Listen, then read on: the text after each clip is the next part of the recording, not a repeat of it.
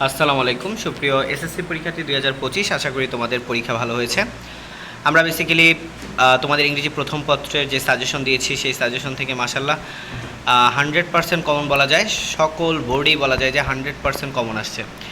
তো তারই ধারাবাহিকতায় এখন আমরা বেসিক্যালি এসেছি তোমাদের যেই প্রশ্নগুলো রয়েছে সেই প্রশ্নগুলো ধারাবাহিকভাবে সলিউশন করে দেওয়ার জন্য। এর মধ্যে একটি প্রশ্ন অলরেডি আমরা সলভ করে দিয়েছি, সেই প্রশ্নটি হচ্ছে ঢাকা বোর্ড। এখন আমরা হাজির হয়েছি পরবর্তী যে প্রশ্নটি দিনাজপুর বোর্ডের, সেই প্রশ্নটি নিয়ে আমরা হাজির। সো দিনাজপুর বোর্ডের প্রশ্নে তোমরা দেখতেই পাচ্ছ যে মেডে এসেছে এবং এটা ঢাকা বোর্ডেও কমন এসেছে। সো আমরা এমসিকিউগুলো আগে বলি। এমসিকিউ প্রথমটা তোমরা নিবে হচ্ছে 2 নং, তারপর হচ্ছে তোমার এমসিকিউ বি এর অ্যান্সার হচ্ছে 3 নং, এমসিকিউ সি এর অ্যান্সার হচ্ছে 2 নং, তারপর এমসিকিউ ডি এর অ্যান্সার হচ্ছে ডিপ্রাইভড, তারপরে দেখো এমসিকিউ ই এর অ্যান্সার হচ্ছে মোটিভেট, এমসিকিউ এফ এর অ্যান্সার হচ্ছে ওয়ার্কার্স, জি এর অ্যান্সার হচ্ছে 1 নং। কোশ্চেন অ্যান্সারগুলো তোমরা নিজেরা যেহেতু করছো, তোমরা এটা টেন্সটাকে ঠিক রেখে একটু সুন্দরভাবে লিখে দিয়ে আসতে পারলে আশা করি পেরেছো। আর এখান থেকে যে শূন্যস্থানটা তোমরা দেখতে পাচ্ছ এটা হচ্ছে ওয়াটার পলিউশন।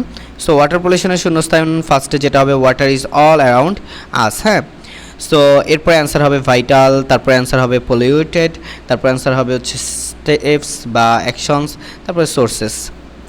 এরপর তোমরা দেখতে পাচ্ছ যে এখানে আসছে সার্ক নিয়ে একটি প্যাসেজ এসেছে এবং সার্কের প্যাসেজটিতে এখানে তোমরা দেখতে পাচ্ছ যে 4 নম্বর অ্যান্সারটি ফার্স্ট হচ্ছে অন 8 ডিসেম্বর 1985, তারপর হচ্ছে took the first initiative to form SAARC, ঠিক আছে, in the capital of Nepal, Afghanistan, Bangladesh.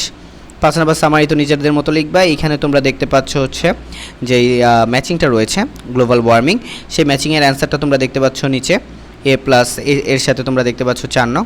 So তোমরা ম্যাচিংটা আশা করি মিলিয়ে নাও। এরপর লাস্ট যেটা হচ্ছে তোমাদের রিয়ারেঞ্জ সলভ করে দেওয়ার মতো, সেই রিয়ারেঞ্জটা তোমরা দেখে নাও। রিয়ারেঞ্জ দিনাজপুর বোর্ডের রিয়ারেঞ্জের অ্যান্সার হচ্ছে G plus B plus F plus D plus C plus E plus H plus A. So basically our national flag অবশ্যই সাজেশন থেকে কমন ছিল।